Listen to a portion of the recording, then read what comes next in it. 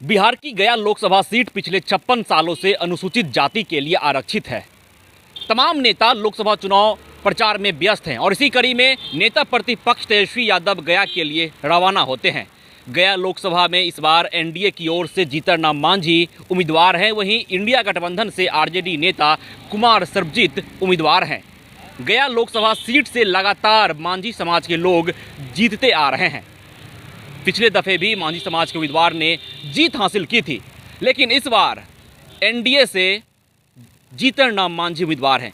पिछली दफे जीतनराम मांझी को वहां से करारी हार मिली थी, लेकिन इस दफे एनडीए गठबंधन ने उन पर भरोसा जताया है और उन्हें अपना उम्मीदवार बनाया है। वहीं दूसरी तरफ इंडिया गठबंधन से कुमार सर्वजीत उम्मीदवार बनाए गए हैं, उनके ऊपर भरोसा जताया गया है।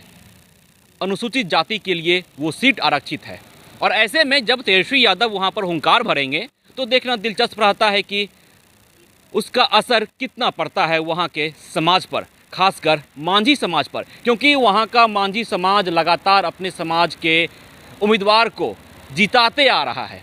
और इस बार जब जीतनराम मांझी उम्मीदवार हों, जो मांझी समाज से आते हैं, बिहार के मुख्यमंत्री रह चुके हैं और इंडिया गठबंधन में भी हैं, तो कुमार सर्वजीत उन्हें कितना टक्कर दे पाएंगे यह देखना दिलचस्प रहता है। और कुमार सर्वजीत उन्हें टक्कर दे, इसीलिए तेजस्वी यादव हुंकार भरने के लिए गया के लिए रवाना हुए हैं।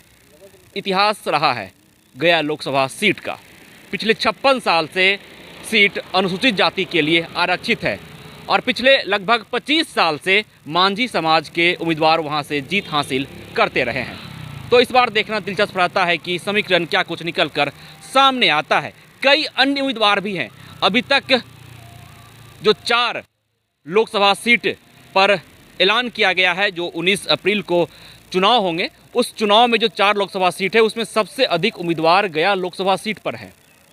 तो टक्कर लेकिन एनडीए और इंडिया के बीच है और जीतनराम मांझी और कुमार सर्वजीत के बीच सीधी टक्कर वहां पर देखी जाएगी। कई अन्य निर्दलीय उम्मीदवार भी हैं, कई अन्य दल से भी उम्मीदवार हैं, लेकिन सीधी टक्कर इंडिया और एनडीए गठबंधन के बीच होगी। तो देखना अब दिलचस्प रहता है कि जब तेजस्वी यादव गया में हुंकार भरेंगे तो क्या मांझी समाज के लोग उनके पाले में आ जाएंगे, क्योंकि लगातार मांझी समाज के लोग अपने समाज के लोग को जिताते रहे हैं, अपने समाज से आए उम्मीदवार को जिताते रहे हैं। लेकिन इस बीच जब जीतनराम मांझी जो एनडीए से हैं उम्मीदवार हैं और दूसरी तरफ कुमार सर्वजीत जो इंडिया गठबंधन से उम्मीदवार हैं, और कुमार सर्वजीत के समर्थन में जब तेजस्वी यादव हुंकार भरेंगे तो देखना दिलचस्प रहता है कि मांझी समाज का वोट किस ओर जाता है और तेजस्वी यादव के समर्थन में मांझी समाज कहां तक खड़ा उतरता है।